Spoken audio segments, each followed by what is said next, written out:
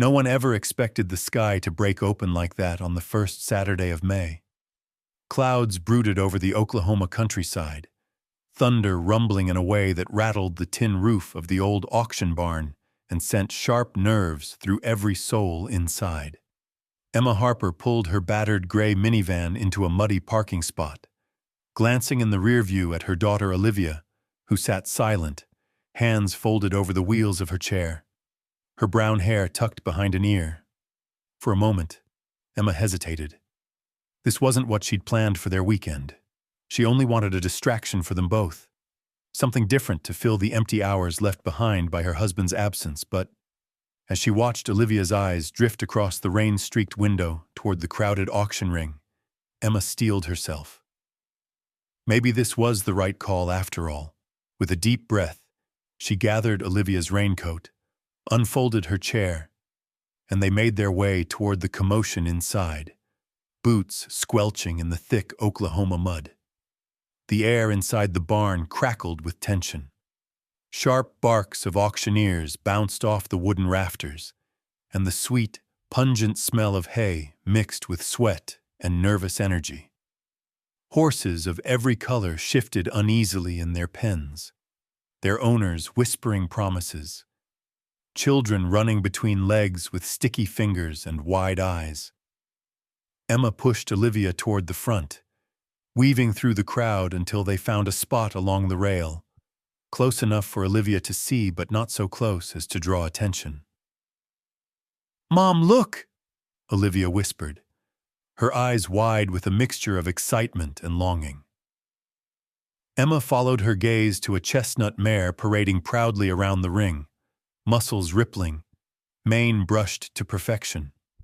The bidding soared, and Emma could only smile, nudging her daughter. "One day, honey. Maybe one day." Olivia smiled back, but Emma could see the shadow behind her daughter's eyes, a shadow that hadn't quite lifted since that winter night when everything changed. Today was supposed to be about moving forward, about small joys. She squeezed Olivia's hand. "Let's just watch. No pressure, okay?" The auction rolled on, the storm's noise muffled by the din inside, and horses came and went. Some sold for far too little. Emma's heart ached for the older gelding, whose owner barely held back tears as the gavel fell. Others fetched more, bought by eager families or stone-faced ranchers who never cracked a smile. But then, just as a flash of lightning illuminated the dim barn, everything shifted. The next horse was no showpiece.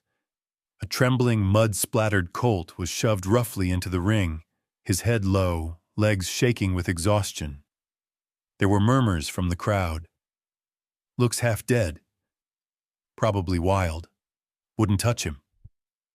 The colt's eyes darted, panic etched in every line of his body, and Emma felt Olivia go rigid beside her. In that instant, something passed between the colt and Olivia. His wide, fearful eyes met hers, and she sat up straight, breath caught in her chest. Emma recognized that look. It was the same silent plea Olivia used to give her when the world felt too big, too loud.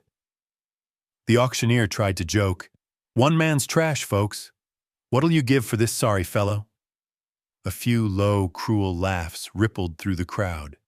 But before the bidding could even start in earnest, a heavy-set man with a thick mustache and a faded ball cap raised his paddle. Emma felt a chill. She knew the type. Kill buyers. They prowled auctions like this, snatching up horses for slaughter, no questions asked. The man's eyes never left the colt, and his lips curled in a faint, satisfied sneer. Bidding started, but there was no excitement, just a handful of quick, businesslike gestures from the kill buyer and a nervous old rancher who bowed out after the price ticked up to $180. The kill buyer's voice was low and steady, each bid a nail in the colt's coffin. Olivia tugged at Emma's sleeve, her voice barely above a whisper. "Mom, We have to do something. Please. The desperation in her daughter's eyes cut deeper than any storm. Emma shook her head. Money was tight. The farm barely held together, and she hadn't come here to bring home another mouth to feed, especially not one as broken as this. But as the auctioneer started his final call, Olivia's hand squeezed Emma's so hard her knuckles turned white. Please, Mom. He's just scared, like me. In that moment, time seemed to freeze.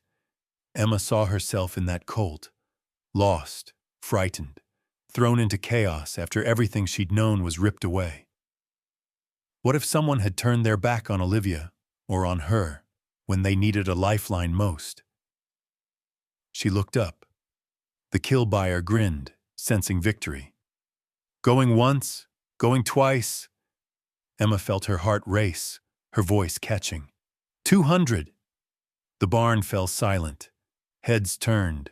The kill buyer glared, lips tightening. The auctioneer grinned, sensing drama, and rapped his gavel. Well, now that's more like it. Do I hear 205?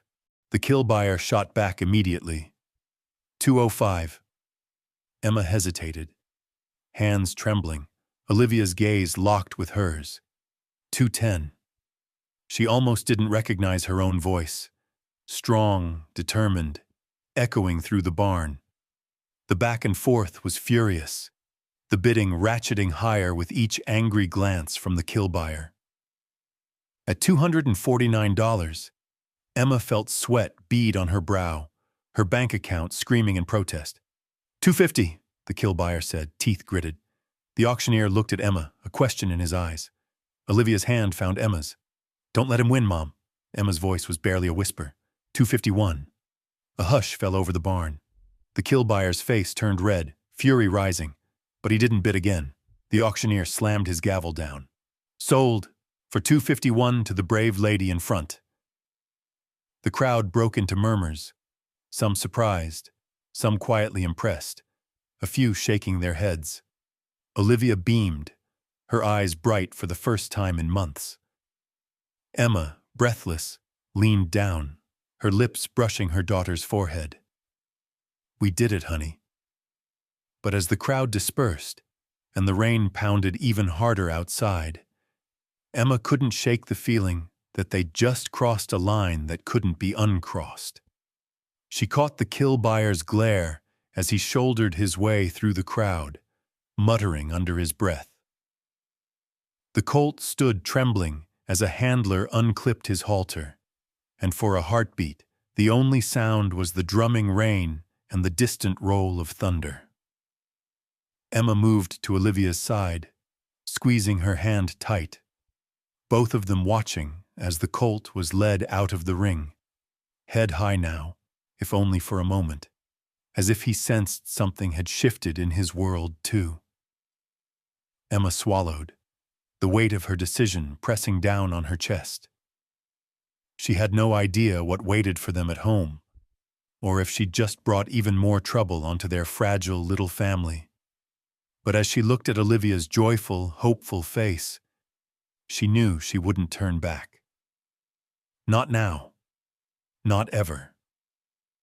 The wind tore at Emma's coat as she half ran, half pushed Olivia's wheelchair down the uneven gravel toward the loading pens behind the auction barn. The rain was relentless, churning the ground into deep, boot-sucking mud and turning the alleyways between the trailers into rivers.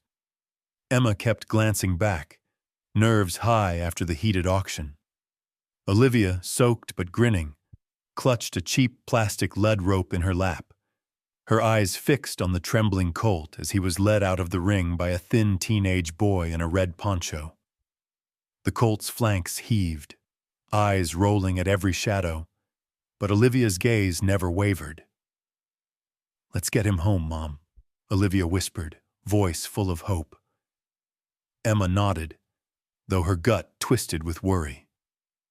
She fumbled with her phone, snapping a blurry photo of their new colt, a moment that, she hoped, would one day remind them of why they took this risk. They were nearly to the loading area when a shout stopped them cold. "Hey, you, Harper!" The voice was sharp, angry, and Emma didn't have to look to know it belonged to the kill buyer. His hat pulled low, rain dripping from his mustache, his boots already caked in Oklahoma red dirt. He cut a path through the crowd, pushing past a cluster of ranchers, his eyes fixed on Emma with a heat that made her blood chill. The teenage handler slipped away fast, leaving the colt standing uncertain, halfway between Emma and the angry man. Emma squared her shoulders, stepping between Olivia and the man without thinking. "What do you want?" she asked, willing her voice not to shake. He leaned in, close enough that Emma could smell the tobacco on his breath. "You got a lot of nerve outbidding me like that. Don't think I don't know who you are, Harper. I've seen your little rescue posts online. You think you're some kind of hero? That horse should have been mine." His voice dropped, colder now. "You'll regret crossing me." Emma's heart pounded. "I'm just here for my daughter," she said quietly. "That horse is hers now. Let us be." The kill buyer's gaze flicked to Olivia, then back to Emma, a twisted smirk forming. "You think you're saving it? That bag of bones will be dead in a week. Folks like you always pay for your mistakes, one way or another." Then he turned, spat into the mud, and stalked off into the storm, disappearing between the rows of trailers. Emma's knees went weak, but Olivia squeezed her hand. "He's just mad because you're braver than him," Olivia whispered, with a small, shaky smile. Emma managed to return it, but the words of warning lingered. Loading the colt was a test of patience and nerves. He balked at the ramp, hooves slipping in the mud, whites of his eyes flashing with every crack of thunder. Emma tried coaxing him with soft words, her hands gentle but firm on the rope. "Easy, boy. You're safe now." Olivia wheeled closer, ignoring the mud splashing up her wheels, and reached out a trembling hand. "It's okay. I promise." The colt hesitated, then with a burst of wild energy, bolted sideways, nearly knocking Olivia over. A heavy metal gate, half-latched, battered from years of use, swung loose with the wind, teetering toward Olivia. Time seemed to crawl. Emma's heart leapt into her throat. But before she could move, the colt darted between Olivia and the falling gate, bracing his shoulder against the cold metal with a startled snort. The gate bounced off his flank and thudded harmlessly to the ground, mud splattering both horse and girl. Olivia gasped, staring at the colt in wonder. "He protected me, Mom. He saved me." Emma rushed to her side, checking her daughter over for injuries. Olivia was shaken but smiling, her gaze locked on the colt, whose chest still heaved with fear and adrenaline. "He's not just scared," Olivia whispered. "He's brave, too. Just needs someone to believe in him." The rain turned to sleet, driving everyone else for cover, but Emma worked fast, moving slowly so as not to spook the colt. After several tense minutes, soft words, gentle guidance, Olivia humming an old lullaby, the colt stepped onto the trailer, ears pinned but no longer trying to bolt. Emma shut the gate, exhaled, and climbed into the driver's seat, her hands still shaking. They pulled out onto the muddy highway, the kill buyer's words echoing in Emma's mind. Olivia watched the horse through the slats in the trailer, whispering promises that things would be different, that he'd have a home, that he wasn't alone anymore. But Emma's knuckles were white on the wheel, and as she glanced in the rear view, she caught sight of the kill buyer's old blue pickup idling in the lot, headlights cutting through the rain, watching them leave. The drive home was tense. Olivia talked to the colt the whole way, giving him the name Lucky, saying it would bring him strength, and Emma let her daughter's voice wash over her, trying to believe it herself. At a stoplight, her phone buzzed. A message from her friend Tessa, who ran the county animal sanctuary. "Saw you at the auction. Everything okay?" Emma typed back, "We got a colt. Long story. Call you later." She didn't mention the kill buyer's threat or the fear gnawing at her stomach. As they rolled up the gravel drive to their rundown farm, fences patched with wire, the barn roof patched with tin, Emma glanced in the mirror, half expecting headlights to follow. None did, but she couldn't shake the sense of being watched. The storm seemed to follow them, thunder crackling overhead as they unloaded the trailer under the weak glow of the barn's porch light. Lucky balked again at the unfamiliar barn, refusing to move. Emma tried not to curse. Olivia, undeterred, started singing again, her voice soft and sweet. The colt took a hesitant step forward, then another, until finally he stood trembling in his new stall, nostrils flaring. Emma pulled the door shut, but the colt spun and kicked, his hooves rattling the wood. "He's scared, Mom," Olivia said quietly, wheeling up close to the bars. "We have to be patient." They spread old straw, filled the water bucket, and left a few flakes of hay that Lucky ignored. The rain drummed on the roof, the barn creaked, and Emma's mind replayed the kill buyer's threat on a loop.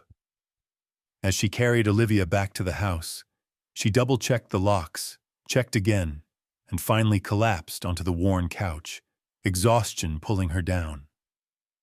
Olivia watched her, worried. "Are we safe, Mom?"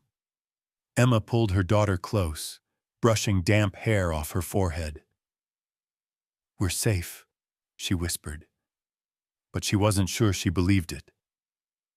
In the middle of the night, Emma awoke to a noise outside, a flash of headlights, then darkness. Her heart hammered in her chest. She checked the window but saw nothing but sheets of rain and the silhouette of the old barn. Back in bed, she stared at the ceiling, worry gnawing at her resolve.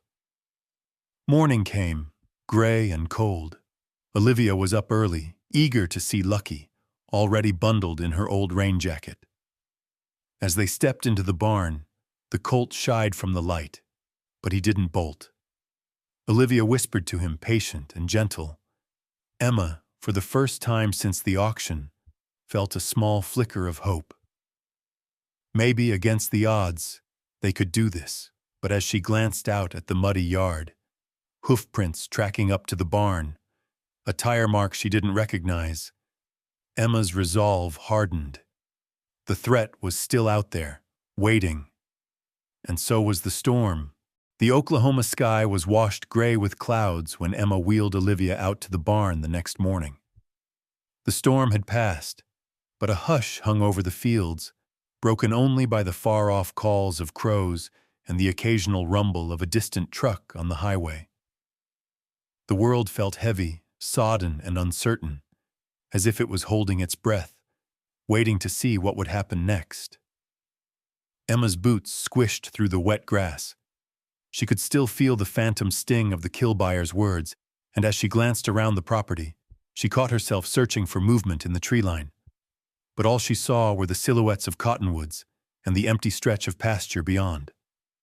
The barn was old. Her husband built it years ago, and every board carried a memory. As they rolled inside, the smell of damp straw and dust was comforting in a strange way, grounding Emma in routine. Lucky, the colt, stood pressed into the farthest corner of his stall. His coat was still streaked with mud, mane tangled, eyes wide and uncertain. He hadn't touched his hay. A half-eaten apple lay trampled in the bedding. Olivia watched him quietly for a long moment before speaking. "I don't think he slept much, Mom. He kept whinnying all night," Olivia said softly, her hand on the worn wooden railing. Emma nodded, exhaustion pulling at her bones. She hadn't slept either, lying awake and listening to every creak and groan of the old farmhouse, afraid of headlights on the road or the sound of a gate swinging open. In the barn's dim light, her doubts gnawed at her. What if she'd made a terrible mistake? She pulled up a wooden crate, sat down beside Olivia's wheelchair, and let out a sigh. "He's scared, honey. Sometimes when you're scared, it's hard to rest, hard to eat. You remember Daisy, don't you? When she first came to us, she wouldn't let anyone touch her. But you and I, we sat with her, told her stories, gave her time. That's all we can do now." Olivia nodded, her gaze never leaving Lucky. She reached into her coat pocket and pulled out a small red apple, polished to a shine. "You think he'll take it?" Emma shrugged. "Maybe not today, but one day he will. You just have to keep trying." They sat together in the barn, wrapped in the gentle rhythm of horses breathing and the distant patter of water dripping from the rafters.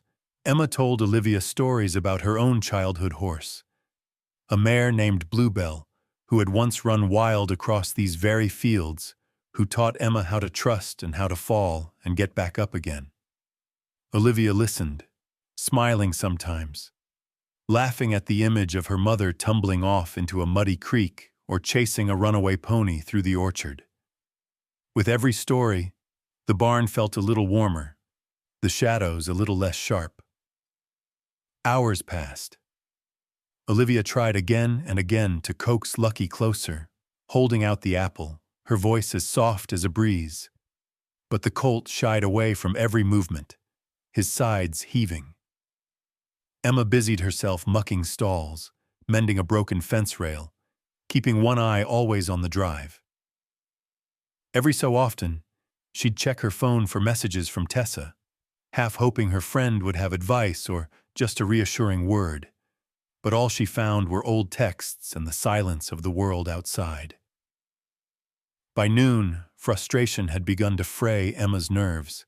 The colt refused to eat, wouldn't even look at the hay. She checked him for fever, ran a gentle hand along his legs, but he shivered away from every touch. Emma's doubts returned. What if he really was too far gone? What if the kill buyer was right? Guilt and worry pressed in. She thought of the bills piling up, the barn roof that needed fixing, the fence that was barely holding. "What have I done?" she murmured, barely loud enough for Olivia to hear. Olivia reached for her mother's hand, squeezing gently. "You gave him a chance, Mom. That's enough for today." Emma smiled through tears she didn't want Olivia to see. She brushed mud from Olivia's cheek, ruffled her hair. "Let's keep him company a little longer," Emma said. Together they watched Lucky from the quiet safety of the stall. Outside, the world moved on. Tractors rumbling in distant fields, a neighbor's dog barking, the wind rustling the cottonwoods. But in the barn, time seemed to slow, the three of them suspended in a moment of waiting, hoping, and silent prayers. Afternoon faded into evening, golden light filtering through the warped boards of the barn. Emma was about to suggest heading back inside for supper, when something changed. Lucky, after hours of skittish pacing, finally stopped. He turned his head, ears flicking forward, nostrils quivering. Olivia, who had dozed off in her chair, opened her eyes and caught his gaze. She didn't move, just smiled, and held out the apple again, resting it on her palm. Slowly, so slowly Emma hardly dared breathe, Lucky stretched his neck toward Olivia. He paused, uncertain, every muscle trembling. Emma could see the fear in his eyes, but there was something else, too. A fragile hope, a question. Inch by inch, Lucky leaned forward, his muzzle brushing Olivia's fingers. Then, in one quick motion, he grabbed the apple and pulled back, crunching it in his teeth, juice dribbling down his chin. Olivia gasped, her eyes bright with surprise and joy. "He did it, Mom! He took it!" Emma felt her heart soar, Relief, pride, gratitude all mixed together. She knelt beside Olivia, wrapping her arms around her daughter, both of them laughing in the soft barn light. Lucky munched on the apple, watching them with curious eyes, no longer hiding in the corner. For the first time since bringing the colt home, Emma let herself believe that maybe, just maybe, things would get better. She pulled out her phone and snapped another picture. Olivia's hand, Lucky's muzzle. The quiet triumph of trust earned inch by inch. She sent the photo to Tessa with a single line. Small miracles still happen. As night fell, Emma tucked Olivia into bed, the day's worries softened by hope. Out in the barn, Lucky whinnied once, a lonely sound that echoed in the quiet. But Emma no longer heard only fear in his voice. There was longing too, and the beginning of belonging. She wrapped herself in an old quilt, listening to the night, feeling for the first time in months that maybe their little family could heal, one small step at a time. She dreamed of horses running, wild and free, and a new day waiting on the horizon. The next morning dawned misty and cool, sun struggling through a quilt of low clouds. Emma was up before the alarm, haunted by a dream of horses' hooves pounding soft earth, her father's voice and her own laughter echoing through time. She made coffee in the small kitchen, the ancient coffee pot burbling as the scent drifted through the house. Olivia was already awake, staring out her bedroom window with a soft smile. "Did you sleep, honey?" Emma asked, gently brushing a tangle from Olivia's hair. Olivia nodded. "I wanted to check on Lucky. Do you think he's still scared?" Emma smiled, a little more hopeful today. "I think he's a little less scared than yesterday. That's what matters." Together they made their way out to the barn. Dew glistened on the grass, and a mockingbird sang from the fence line. Lucky stood in his stall, bright-eyed and skittish. But when he saw Olivia, he whickered softly and edged closer to the gate. Emma marveled at the change. Even just that morning, the colt's muscles seemed less tense, his eyes less wild. She handed Olivia another apple. Olivia stretched out her hand. Lucky hesitated, then took it with a gentle nip, his velvet nose tickling her palm. The girl giggled, and Emma felt something old and tight in her chest finally loosen. Emma opened the stall and led Lucky, halter and lead rope in hand, into the small paddock behind the barn. Olivia wheeled beside them, beaming as the colt took tentative steps, testing the ground, ears pricked. "We should brush him today, Mom," Olivia said. "He's still a mess." Emma nodded, surprised by her daughter's confidence. As they stepped into the sunlit paddock, a faint, familiar nicker drifted across the fence. Emma froze, heart suddenly racing with memory. Olivia's head snapped up. "Did you hear that?" she whispered. Through the gray mist that clung to the pasture's edge, a shape moved, slow and steady, with the sure-footed walk of a horse who'd seen many seasons. Out of the morning haze, Daisy appeared. She was older now, her gray dapples streaked with white. Her once bright coat faded by time, but her presence was unmistakable. Daisy, Emma's childhood therapy mare, the horse who'd carried Emma through grief and adolescence, who'd taught Olivia her first lessons in patience and kindness. Daisy paused by the fence, her wise eyes steady and full of recognition. "Daisy!" Olivia cried, voice trembling with joy. She rolled toward the fence, stretching out a hand. Daisy ambled over and nuzzled Olivia's palm, blowing gently into her fingers. The mare glanced at Emma, as if to say, "It's been too long." Emma knelt by her daughter, tears springing to her eyes. "She must have slipped through from Old Man Brady's pasture again," Emma whispered, but her heart felt lighter than it had in months. Daisy had always been more than just a horse. she was family. Lucky stood, watching Daisy warily. The old mare flicked her ears, then stepped closer, placing herself between Olivia and the colt, as if assuming her old role of guardian. For a moment, Lucky's body tensed, ready to flee. But Daisy simply lowered her head, chewing calmly, ignoring his nervous sidesteps. Olivia giggled. "Look, Mom, she's teaching him how to be calm." Emma smiled, brushing a hand over Daisy's neck, feeling the old scars, the years of care. She's always known what to do.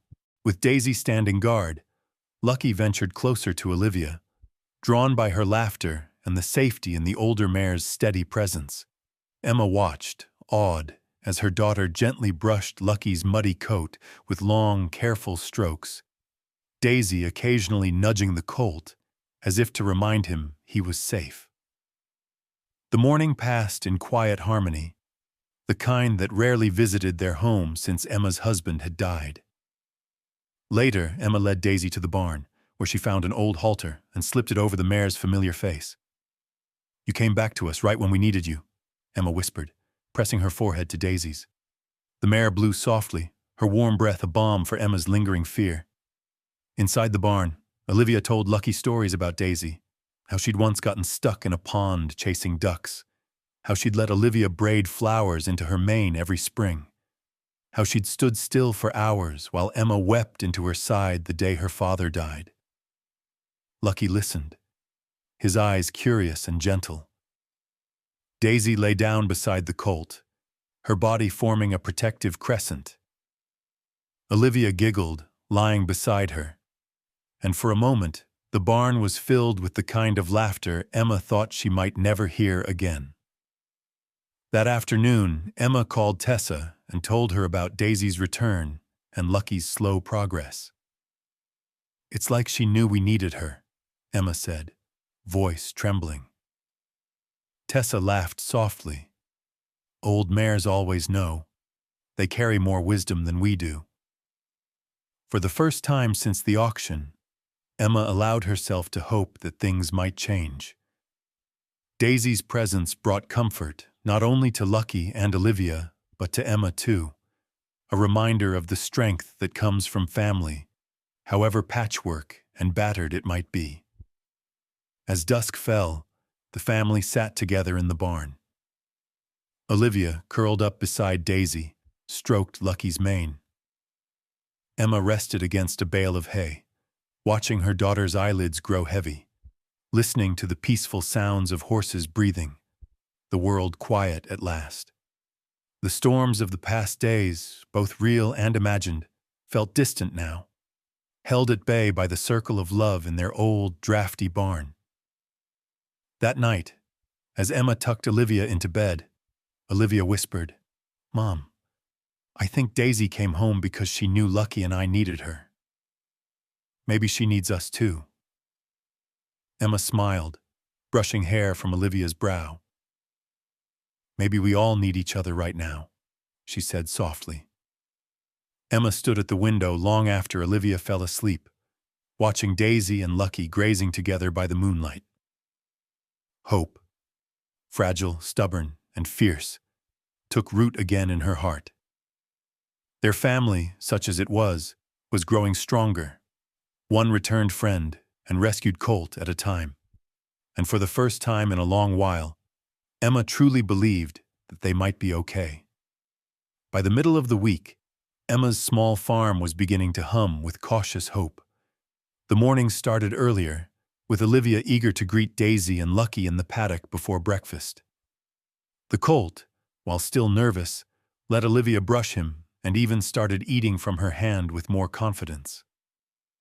Daisy's steady presence had worked a quiet magic.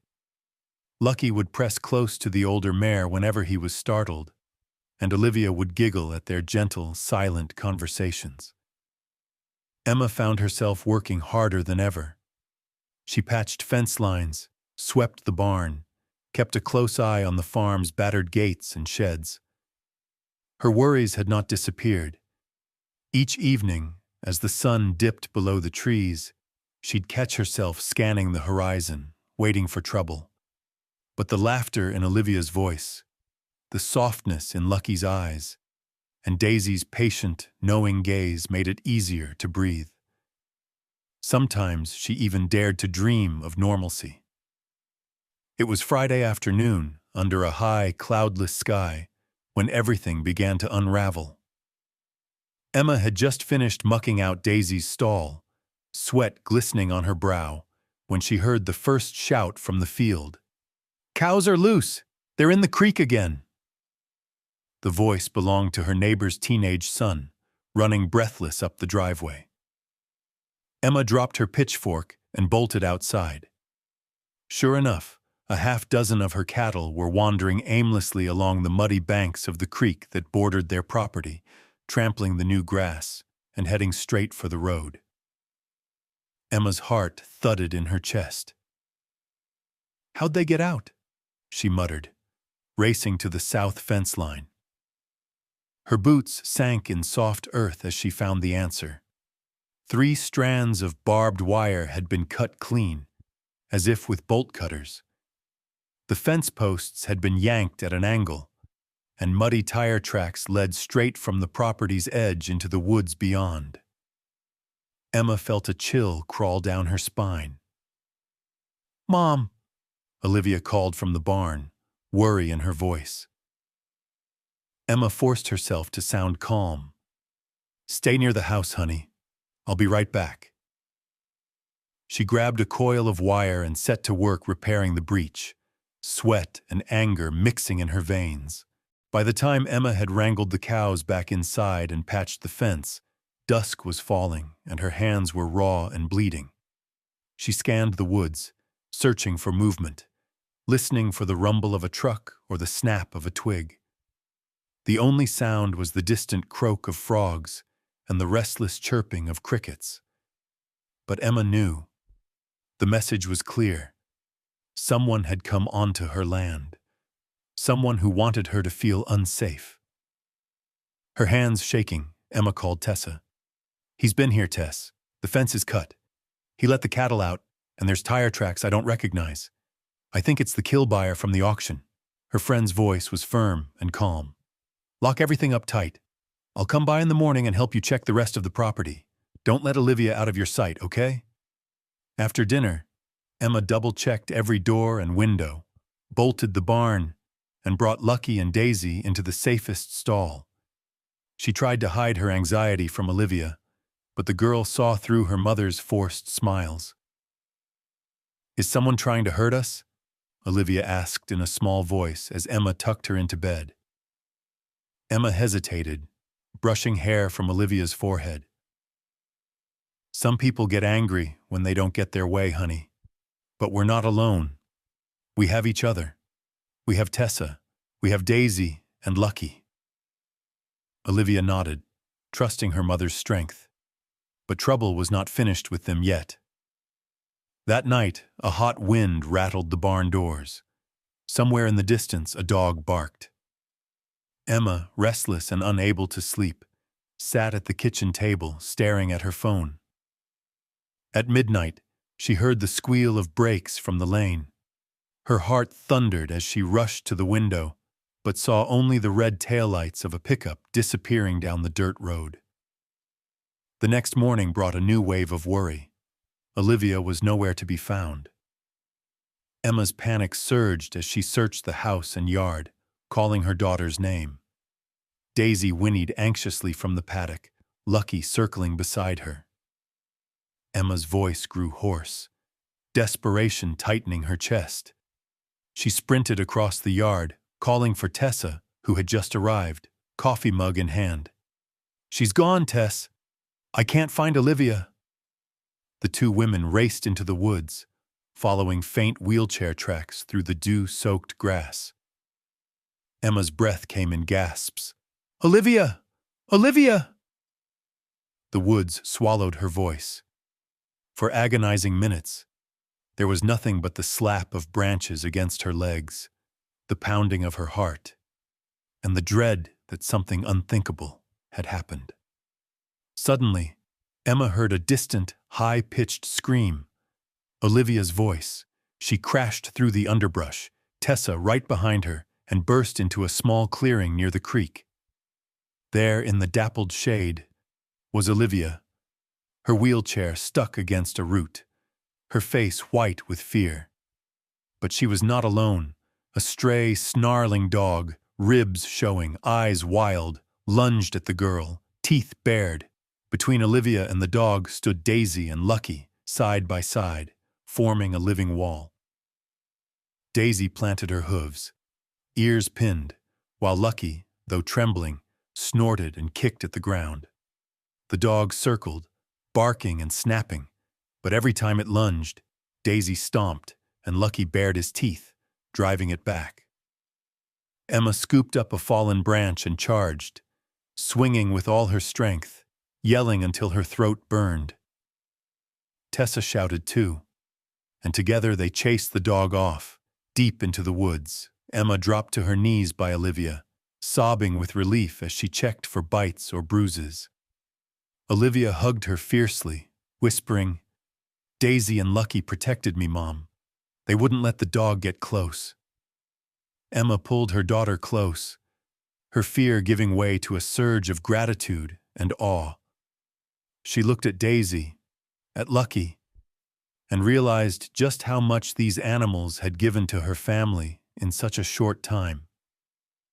Back at the house, Emma called the sheriff to report the cut fence and the trespassing, but she knew it would take time for help to arrive. As night fell again, she kept her family, Olivia, Daisy, and Lucky, close. She set extra locks, kept the lights on, and whispered promises to her daughter. "I'll keep you safe. I won't let anyone hurt you. Not ever." But deep inside, Emma knew that the threat was still out there. Watching, waiting. The kill buyer's warning echoed in her mind, and for the first time, she understood the true meaning of courage. Not the absence of fear, but the will to stand up again and again for those you love. And as she lay awake, listening to the soft breathing of her daughter, the comforting shuffles of horses in the barn, Emma swore to herself, no matter what came next, she would fight for her family, for their home, for the small miracles that had already saved them once. The Oklahoma summer had always been fierce, but that night, as if the very sky was bent on testing Emma's resolve, the storm rolled in harder than ever. The air grew thick and electric, humidity clinging to every surface, thunderheads towering along the horizon, their underbellies bruised with purple and green. Olivia sat at the window, watching the sky flicker and waiting for the first crash of thunder. Down in the barn, Emma hurried through her chores, heart pounding with each gust of wind. She had double-checked every lock and latch, but still she felt vulnerable, as if the threat outside was pressing up against their walls, trying to seep in through the smallest cracks. By the time she made it to the house, the rain had already started. It came in heavy sheets, drumming against the roof, pooling along the porch steps. Olivia wheeled into the kitchen, clutching her favorite worn-out blanket, her wide eyes flickering between fear and excitement. "Mom, do you think Lucky's scared of thunder?" Emma set her jaw, hiding her own anxiety. "Maybe a little, but he's got Daisy with him tonight. She'll keep him calm." Olivia nodded, trusting that simple logic, but Emma's mind whirled. The sheriff had called back earlier with little comfort. No suspects, no patrols promised. Just a warning to keep an eye out for strangers and to call if anything happened again. Tessa had stayed late, helping to shore up the barn doors, but had to leave before the storm hit, her truck fishtailing down the slick county road. "Don't worry," Tessa had said. "Call if you need anything. We're all pulling for you." Emma clung to those words now as the wind howled through the cottonwoods. She tried to read while Olivia drew horses at the kitchen table, but the house felt small and tight, each crack of thunder making Emma flinch. Around 9 o'clock, the power flickered, then died, plunging the house into darkness. Olivia gasped, then started to laugh, nervous, high-pitched.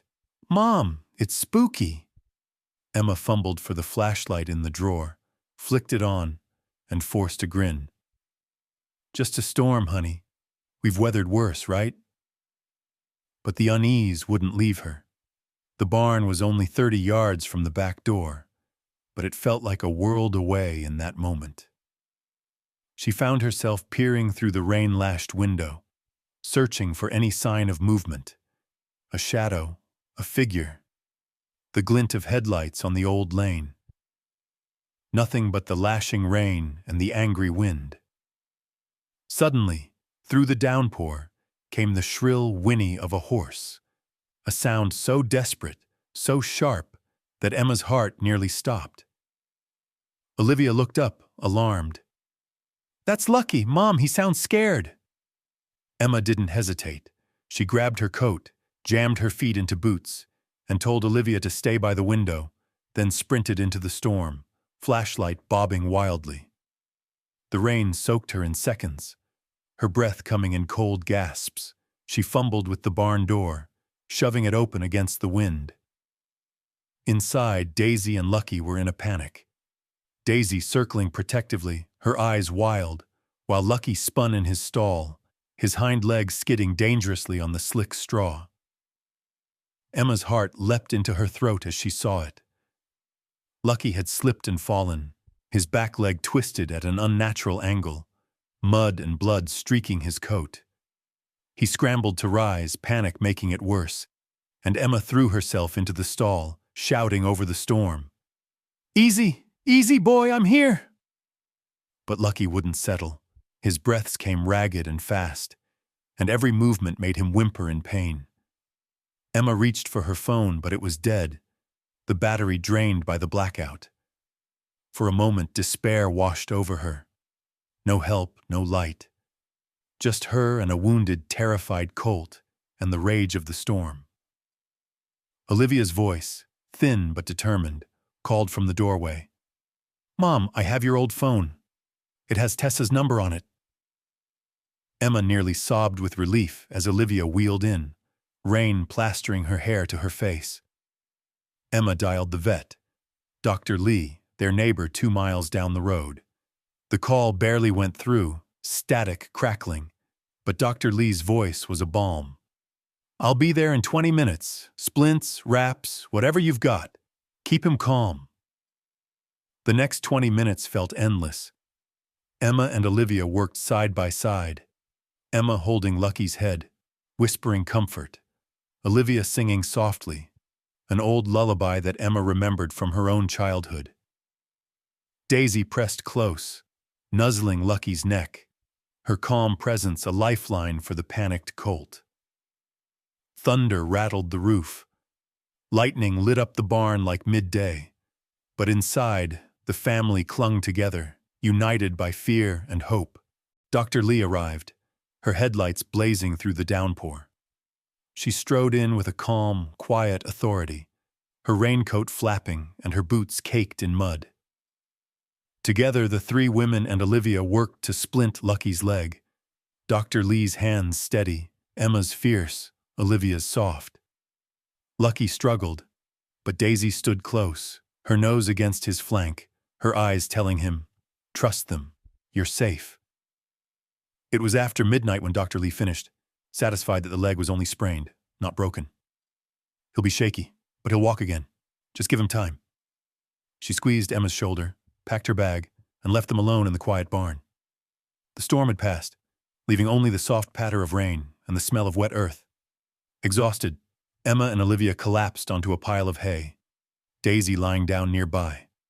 Lucky finally dozing, breath slow and deep. Emma wrapped Olivia in her arms, both of them trembling with exhaustion and relief. "We did it, Mom," Olivia whispered, pressing her face into Emma's shoulder. "He's going to be okay." Emma stroked Olivia's damp hair, tears mingling with the rain on her cheeks. "We're all going to be okay, honey. We're stronger than any storm." For a long while they lay there, surrounded by the warmth of horses and the gentle hush of a world made clean by rain. As dawn crept over the fields, painting everything gold, Lucky struggled to his feet. His stance was shaky, every movement cautious, but he stood, eyes bright with new hope. Olivia grinned, tears streaming down her cheeks. "You did it, Lucky. You're a fighter." Daisy nuzzled him, and for the first time Lucky nickered back, a sound of trust, of belonging. Emma knew the fight wasn't over. The threats might still come, the wounds might take time to heal, but as sunlight filtered into the barn, she felt hope rise strong inside her.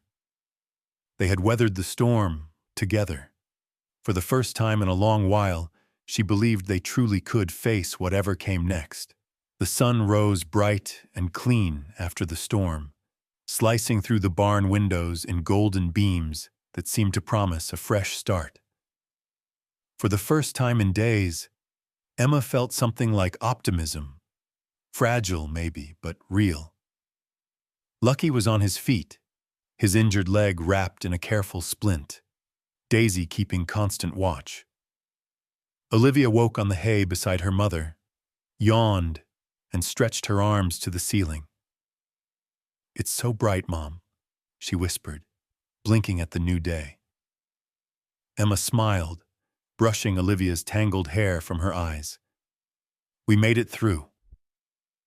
As Emma fixed breakfast, her phone buzzed, a text from Tessa. "Saw the news on Facebook. Are you all right? People are asking how they can help." Emma frowned in confusion, then opened her phone. Overnight, a post Tessa had made about Lucky's rescue, the threats, and the night's storm had gone viral in their small community. The comments poured in. Strangers, neighbors, old friends offering prayers, hay, supplies, and help repairing the battered fences. Emma's first instinct was to shy away from the attention. For so long, she'd survived by keeping her head down, solving her own problems. But reading the messages, she saw not pity, but solidarity. "We got your back, Emma.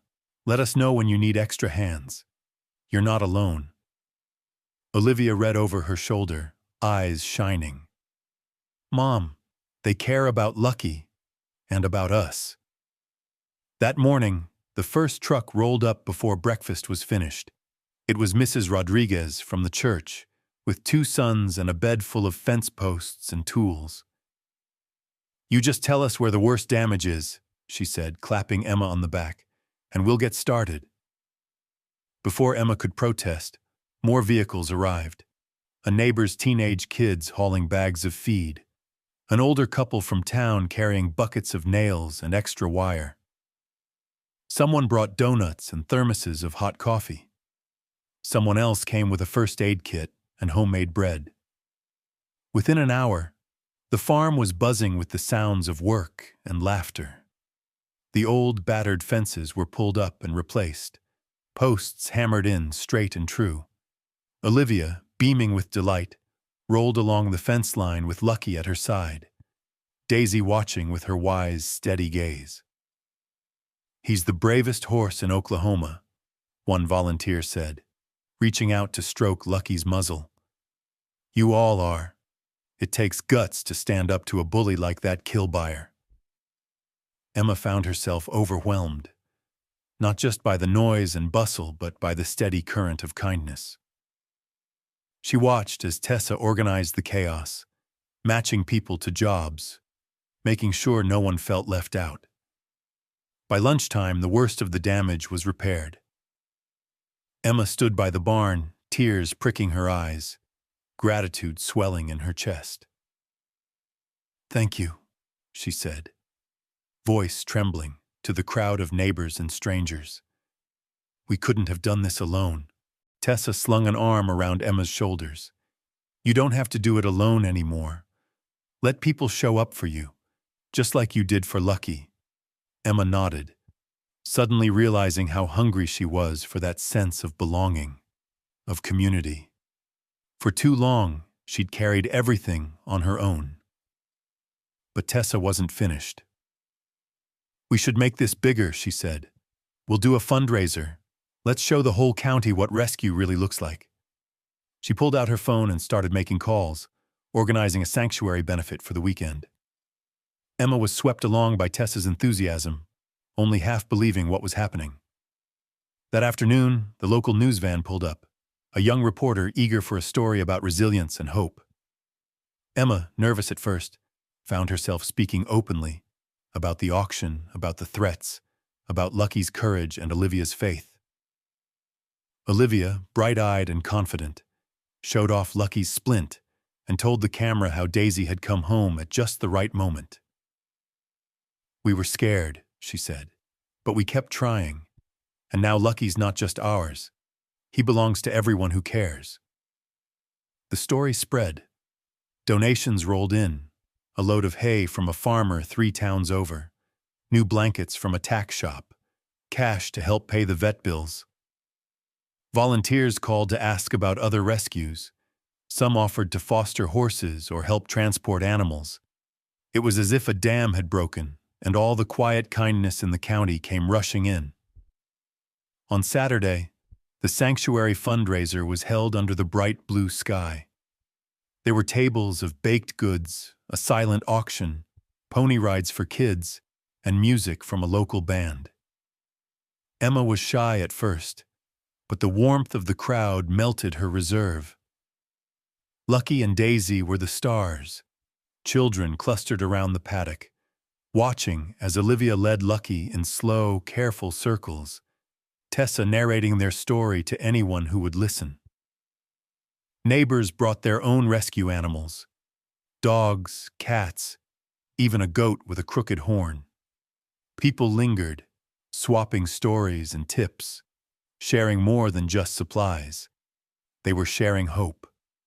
Emma looked around at the faces, some familiar, some new, and felt her loneliness fall away, replaced by a sense of deep connection. When the sun began to set, Tessa called everyone together. She spoke about courage and compassion, about the risks of standing up for the voiceless and the power of community. "This is what hope looks like," she said, gesturing to Emma and Olivia, to Lucky and Daisy. "This is what happens when we answer the call, not just to save a horse, but to save each other." Emma looked at Olivia, whose face glowed with pride. She saw Daisy nuzzling Lucky, the colt standing tall, his leg already healing, his eyes full of trust. For the first time in a long while, Emma felt safe, not just behind locked doors, but held in the arms of the people around her. That night, as the last trucks rumbled away and the fields quieted, Emma and Olivia stood together under the stars, listening to the horses breathing in the barn. "We did it, Mom," Olivia whispered. Emma squeezed her hand, heart overflowing. "No, sweetheart. We did it together, with everyone." Hope, she realized, wasn't something you could find alone. It was something you built, piece by piece, when you let others stand beside you. Summer rolled on, warm and green, the world seeming to bloom anew around Emma's farm. The days settled into a gentle, hopeful rhythm. Morning light filtered into the barn as Emma and Olivia made their rounds, checking on Daisy and Lucky, feeding chickens, filling water troughs. The repairs the community had helped with held strong. Even the barn itself seemed sturdier, as if bolstered by the goodwill that now echoed in its beams. Lucky was thriving. Though his legs still bore the evidence of the storm, the colt had filled out, his coat glossy, his eyes clear. He followed Olivia everywhere, no longer shying from touch, curious and gentle with the children who now visited the farm nearly every day. Emma sometimes paused in the doorway of the barn and watched Olivia leading Lucky with quiet confidence, her laughter filling the air as Lucky learned to navigate beside the wheelchair, careful and attentive, his trust in the girl absolute. Daisy, too, was at the heart of this transformation. The old mare moved slower now, her breath sometimes coming a bit heavy, but her spirit remained unshakable. She would greet Lucky each morning with a soft nicker, standing patiently as children brushed her coat or braided ribbons into her mane. She was the calm in every storm, the one who brought horses and humans alike into her steady orbit. With the sanctuary now a hive of activity, Emma and Olivia opened their barn doors wider than ever before. Local kids came to help with chores, their hands learning the language of patience and gentleness.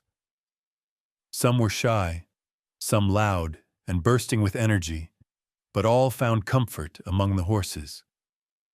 Laughter and the squeak of wheelbarrow wheels, the splash of buckets and the cheerful chatter of volunteers became the music of Emma's days.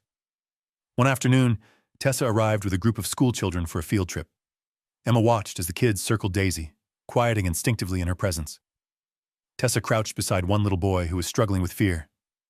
"It's okay," Tessa said softly. "She won't move unless you're ready." Daisy lowered her head, her eyes closing halfway, and the boy reached out, tentative at first, then firmer. A smile broke across his face, bright and amazed. Emma's heart lifted. She caught Olivia's eye. Her daughter's joy was palpable, a light that seemed to shine from the inside out. As summer deepened, more animals arrived. An old gelding from a nearby auction, 2 rescued goats, even a stray dog who, after some gentle persuasion, made herself at home beneath the barn porch. The farm became not just a sanctuary for animals, but for people too. Parents lingered over coffee, sharing stories of loss and hope. Teenagers found purpose mucking stalls or painting new fences. Emma saw herself reflected in the lives around her, a patchwork family built on second chances. Despite the laughter and progress, the passage of time was unmistakable. Daisy, once so energetic, now spent her afternoons in the pasture, dozing in the sun while Lucky grazed nearby or stood watch. Olivia, ever attentive, seemed to sense the change. She started taking longer walks with Daisy and Lucky, moving slower, telling stories as they walked along the fence line. "She's getting tired, Mom," Olivia said one evening, her voice small. Emma knelt beside her daughter, looking out across the golden field. "She's had a long, good life. She came back to help us when we needed her most. Maybe she knows we're okay now." It was a quiet Sunday morning when Daisy's final gift arrived. The family had gathered in the barn for breakfast. Emma sipping coffee, Olivia feeding Lucky bits of apple, the usual chorus of clucking hens and distant dogs marking the peace of the day. Daisy stood in her favorite corner, eyes soft, breathing easy. Emma brushed her coat, murmuring thanks for all the years, all the burdens the mare had carried. As the morning wore on, Daisy settled herself on the straw, head resting against Olivia's knee. The girl stroked her mane, humming an old lullaby. Lucky stood close, his body pressed protectively against the old mare's side, as if refusing to let her go alone. Emma felt time stretch out, everything slowing to a hush, the sun slanting through the door in a single golden beam. Daisy let out one long, contented sigh, her eyes drifting closed. The barn was so still Emma could hear her own heartbeat, the soft whicker of Lucky, the gentle sound of Olivia's song. The old mare passed peacefully, surrounded by her family, her last breath as gentle as a breeze. For a moment, grief threatened to swallow the barn. Olivia sobbed, pressing her face into Daisy's faded coat. Emma knelt beside her, wrapping her arms around her daughter, letting the tears come, mourning not just Daisy but everything the old mare represented, the pain, the hope, the strength that had carried them through. Lucky pressed his nose into Olivia's shoulder, nickering softly as if to offer comfort. They buried Daisy on a hill overlooking the pasture, planting wildflowers over her grave. The whole community came, Neighbors, children, even the sheriff. Each person sharing a story, a memory, a prayer. Tessa led the group in a circle, everyone holding hands. Daisy brought us together, she said. Her gift was showing us that love outlasts everything, even goodbye. In the days that followed, grief gave way to something softer, a gratitude that filled the barn with light.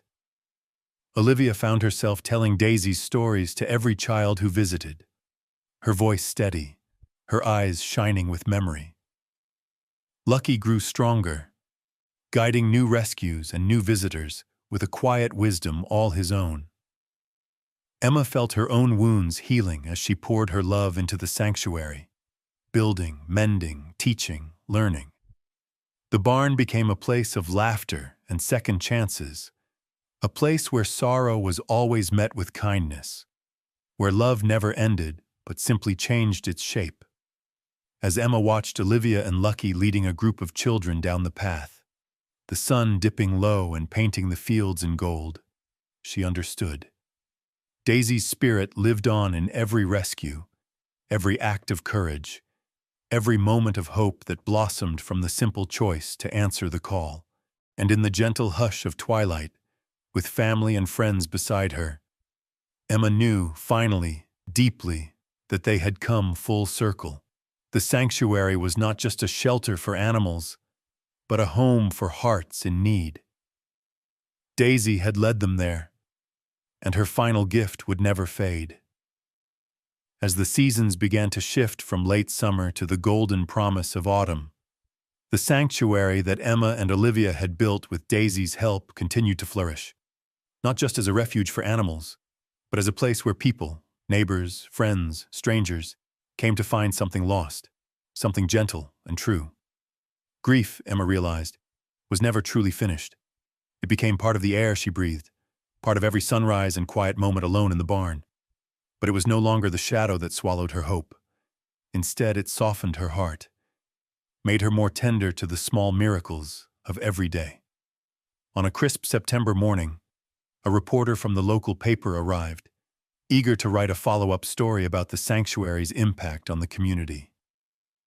Emma was nervous, unused to the attention, but Tessa insisted, "People need to hear how hope grows. Your story isn't just about horses, Emma. It's about how we take care of each other."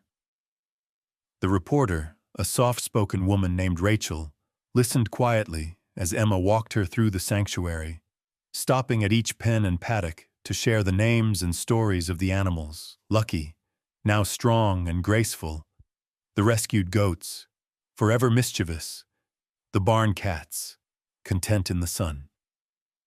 They settled on a bench near Daisy's grave, the wildflowers in full bloom, bees drifting lazily from blossom to blossom.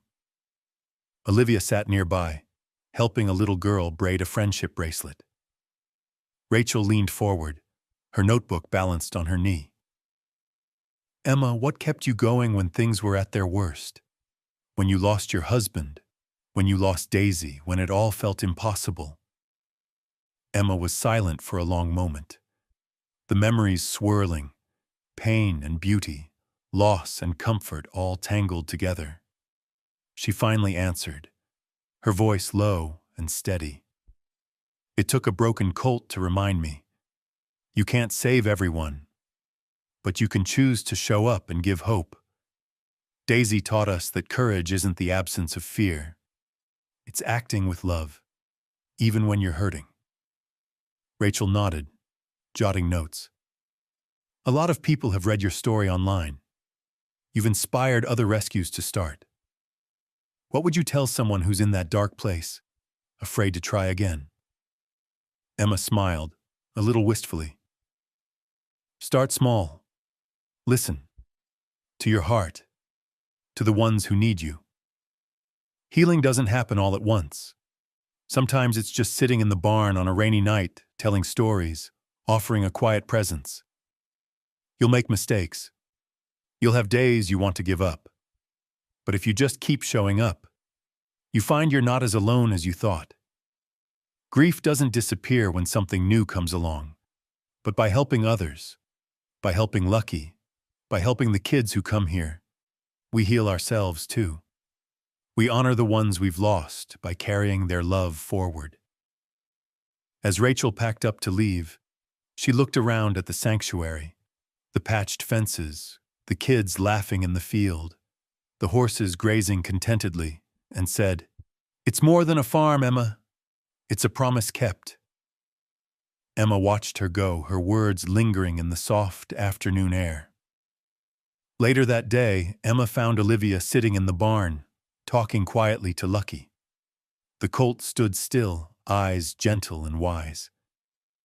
Olivia looked up as her mother entered, a thoughtful look on her face. "Mom, do you think Daisy's proud of us?" Emma knelt beside her, smoothing Olivia's hair. "I know she is, sweetheart. She brought us together. She helped us remember what matters most." That evening, after chores were done and the sun dipped low, Emma walked alone to Daisy's grave, the first leaves starting to fall from the cottonwoods. She knelt, pulling a stray weed from the wildflowers, and spoke softly. "Thank you, old friend, for saving us, for teaching me that love is always worth the risk." She thought of the frightened colt at the auction, of Olivia's trembling hope, of her own hands reaching out despite fear. She thought of the community that had rallied around them, the faces new and old, and she realized that every act of kindness, every rescued animal, was a thread in the tapestry Daisy had started weaving.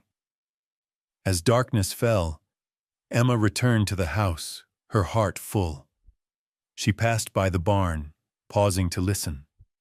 Olivia reading aloud to the gathered children, Lucky and the other horses quietly munching hay. The barn glowed with the golden warmth of lantern light, laughter and story echoing in the beams above. Emma watched as Olivia invited a shy new girl to brush Lucky's mane, her voice gentle. "It's okay to be scared. Lucky was scared too, but he learned to trust. So can you." The lesson, Emma realized, was not just for the animals or the children, but for herself as well. That healing is never linear, that loss and love can coexist, and that courage is a choice made over and over every single day. On the sanctuary's new notice board, Emma pinned a handwritten note for all who came through their doors. "Here we welcome the lost and the lonely. Here we believe in second chances. Here love is a verb, not a feeling. Whether you walk on 2 legs or 4, you are family. You are safe." The next morning, as the sun crested the horizon, Emma stood on the porch, arms folded, watching Olivia lead Lucky out to greet a new group of children. The past was still with her, its pain, its lessons, its love, but now it lived alongside hope, woven into every part of the sanctuary's daily life. She was not healed, not completely, but she was healing, and that was enough. And as laughter and life echoed across the pasture, Emma understood that the story wasn't ending here.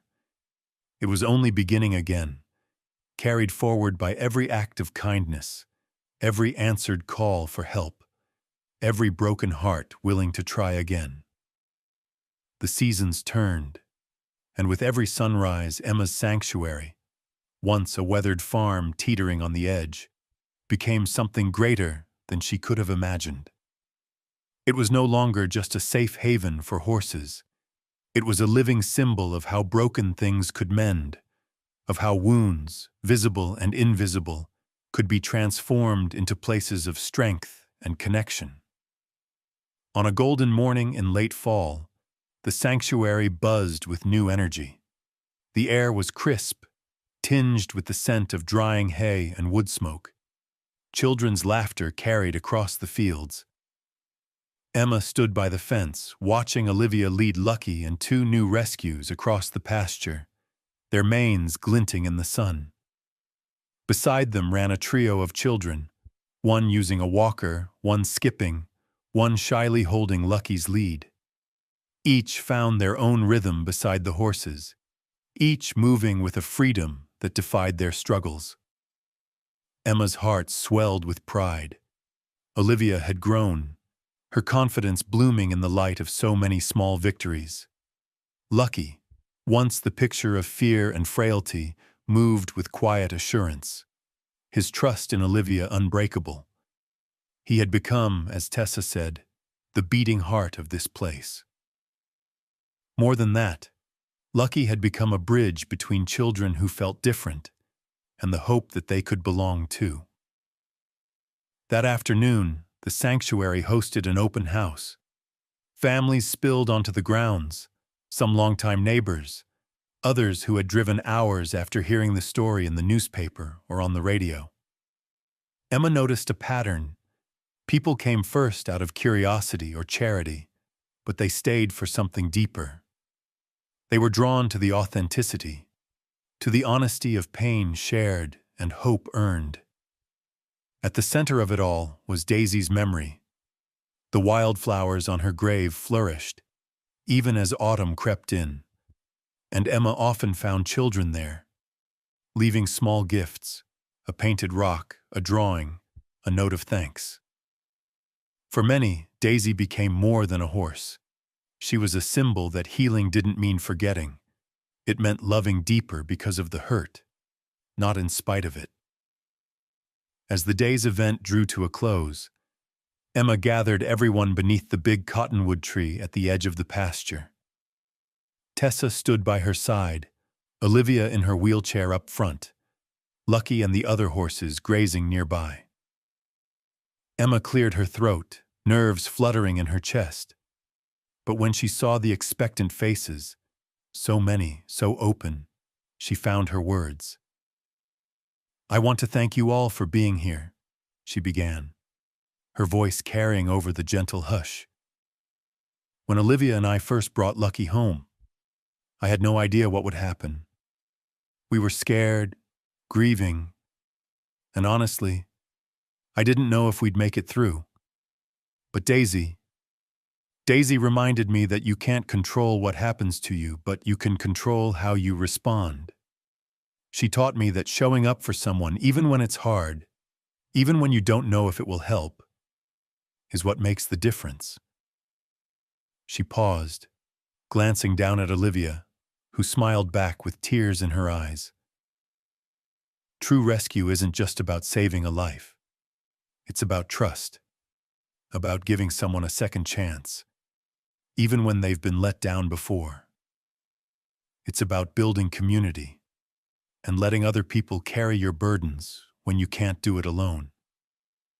We all have storms in our lives, but when we help each other, when we answer the call to kindness, Emma's voice trembled but held firm, that's when hope is born, not just for the ones we save, but for ourselves too. The crowd was silent, many wiping their eyes, others nodding. Olivia squeezed her mother's hand. Lucky, as if sensing the moment, ambled over and rested his head gently in Emma's lap. Emma ran her hand down his neck, feeling the warmth of life, the promise of all that was yet to come. As the sun dipped low, painting the sky in brilliant hues of orange and purple, the children, led by Olivia, took turns guiding Lucky and the new rescues around the field. Parents watched, some with awe, some with relief, seeing their children open up in ways that words alone could not coax. Each small success, a hesitant touch, a new friend, a moment of laughter, was a ripple from the stone that Emma and Olivia had thrown into the pond that stormy day at the auction. Emma sat on the porch that night, a mug of tea warming her hands, reflecting on all they had lost and gained. The pain of losing her husband and Daisy, the terror of those nights when the world felt hostile and small, the uncertainty that came with every new rescue, they were all threads in a tapestry richer than she'd ever expected. She had learned that grief never left, but it changed. It became fuel for acts of love, for building something that would outlast even the hardest winters. In the distance, she could hear Olivia's laughter, free and clear, echoing in the barn as she read to a group of younger children. Lucky's knicker joined in, followed by a chorus of voices, human and animal, blending together in a song of belonging. A few weeks later, the sanctuary received a letter from a family who'd visited over the summer. Their daughter, once painfully shy and withdrawn after a car accident, had found new courage brushing Lucky's mane. The mother wrote, "Thank you for showing us that sometimes the smallest yes changes everything. You gave us hope when we thought it was gone." Emma pinned the letter on the notice board, beneath her own note. "When you answer the call to kindness, you never know how far the ripples will spread." As winter crept in and the first frost silvered the grass, Emma watched from the kitchen window as Olivia led Lucky, followed by 2 new rescue colts, out to greet the day. Life and laughter filled the sanctuary, a place born of loss, made strong by love. Emma knew there would be new storms, new challenges, but she also knew, deep in her bones, that she and her family and every soul who found refuge here would meet them together. Hope was not a thing you found and kept for yourself. It was something you gave away over and over, and in giving, received tenfold. The final scene. Olivia, her hair glinting gold in the pale morning sun, leads Lucky and a new group of rescued horses across the pasture. Emma's voice, steady and certain, echoes in the quiet. When you answer the call to kindness, you never know how far the ripples will spread. Sometimes, the smallest yes changes everything. And with that, the story goes on, a never-ending circle of loss and love, courage and healing, where every ending is a new beginning, and hope begets hope forever.